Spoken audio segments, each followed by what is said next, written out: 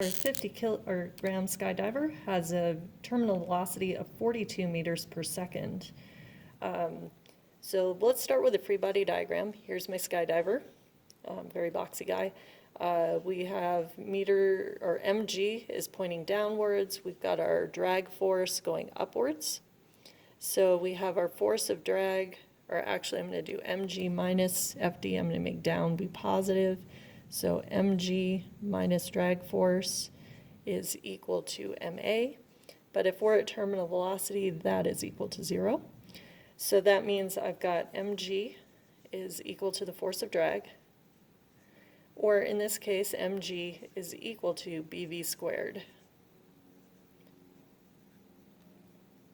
I'm looking for what v or b is. So b is going to be mg over vt squared, which is equal to 50 times 9.8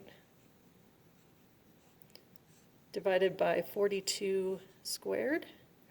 And that means that my coefficient, my drag coefficient, is going to be 0.28. And just like a coefficient of friction, there's no units on that.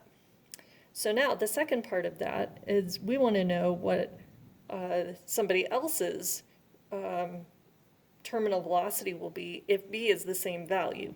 So what we have is that if we start from this equation, Vt is equal to the square root of mg over b.